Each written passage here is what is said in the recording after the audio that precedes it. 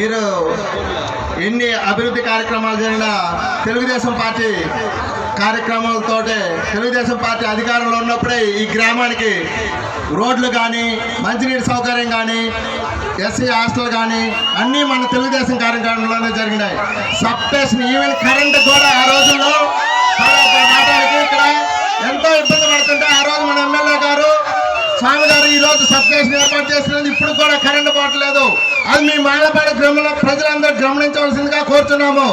ఏ కార్యక్రమం జరిగినా లొకేషన్ లో ఈరోజు ఇంకా ఈ పాదయాత్ర చేసినా కానీ అన్ని మన తెలుగుదేశం పార్టీ అధికారంలో ఉన్నప్పుడే జరిగింది. ఈ కార్యక్రమానికి ముఖ్య అతిథిగా ఇచ్చేసిన మన ప్రకాశం జిల్లా టైగర్ సత్యన్న గారికి కోరుతున్నాము. అందరికీ నమస్కారం. ఈరోజు చాలా సంతోషంగా ఉంది. మన మాలపాడు గ్రామ తెలుగుదేశం పార్టీ నాయకులందరూ కలిసి మన బ్రహ్మం గారి ఆరాధన సందర్భంగా ఈ ఉత్సవాలకి నన్ను ఆహ్వానించడం, మిమ్మల్ని అందరినీ కలుసుకోవడం చాలా సంతోషంగా ఉంది. ముందుగా మాలపాడు గ్రామం అంటే ప్రత్యేకమైన అభిమానం. ఎందుకంటే మన యువ నాయకుడు తెలుగుదేశం పార్టీ జాతీయ పార్టీ ప్రధాన కార్యదర్శి ఈరోజు రాష్ట్ర మంత్రివర్యులు నారా లోకేష్ గారు మీ కష్టాలన్నీ చూసి ఆ పాదయాత్ర మన కొండేపిలో తొలి అడుగు ఈ మాలపాడు గ్రామంతోనే మొదలైంది. మంత్రి గారి విజయం కూడా ఈ మాలపాడు మొదలైందని కూడా తెలియజేసుకుంటా ఉన్నా.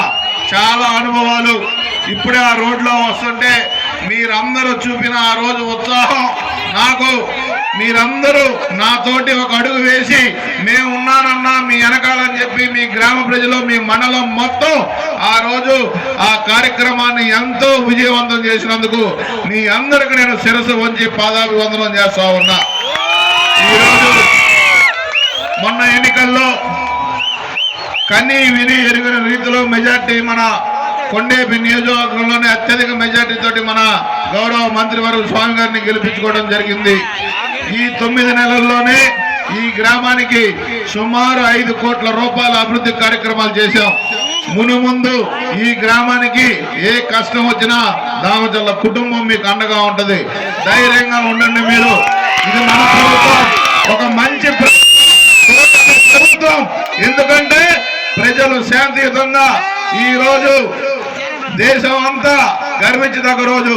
ఎందుకంటే పాకిస్తాన్ ముష్కరీ టెర్రరిస్టులు మన దేశ ప్రధాని నరేంద్ర మోడీ గారు దిమ్మ తిరిగిపోయే వాళ్ళ మీద మన చూపించి భారతదేశం యొక్క గొప్పతనాన్ని కూడా, ఎందుకంటే 28 మందిని వృద్ధాగా మన కాశ్మీర్ టూర్కి వెళ్తే 26 మందిని వృద్ధాగా ఆ టెర్రరిస్టుల అటాక్ లో చనిపోవడం జరిగింది. అందులో మన తెలుగు వారు కూడా ఉండడం చాలా బాధాకరం. ఎవరైనా ఈ టెర్రరిస్టులు పోవాలన్నా మళ్ళీ దేశ ప్రధానిగా మన నరేంద్ర మోడీ గారు వచ్చి ఈ రోజు పాకిస్తాన్కి ఒక భయం అంటే భారతదేశం అంటే ఏందో చూపించిన వ్యక్తి మన నరేంద్ర మోడీ గారు. కాబట్టి ఈరోజు ఆంధ్ర రాష్ట్రం కూడా ఎక్కడ అంతా ప్రశాంతంగా ఉంది. యువకులకి ఉద్యోగ అవకాశాలు ఆ రోజు లోకేష్ గారు ఇదే గ్రామంలో కూడా మీ అందరికీ మాట ఇవ్వడం జరిగింది. తప్పకుండా రాబోయే రోజుల్లో యువతకి ఉద్యోగాలు కానీ ఆ రోజు మనం ఎన్నికల్లో చెప్పిన సూపర్ 6 పథకాలన్నీ పూర్తిగా అమలు చేస్తామని, రేపు వచ్చే నెలలో రైతులకి అన్నదాత సుఖీభావ వాళ్ళ అకౌంట్లో కూడా డబ్బులు పడబోతా ఉన్నాయి. అలాగే ప్రతి చదువుకునే పిల్లలకు కూడా ఎంతమంది ఉంటే అంతమందికి తల్లికి వందనం కింద ఈ యొక్క అమ్మఒడి ఆ స్కీమ్ కూడా మీ అందరికీ పిల్లలకు కూడా వేయటం జరుగుతూ ఉంది.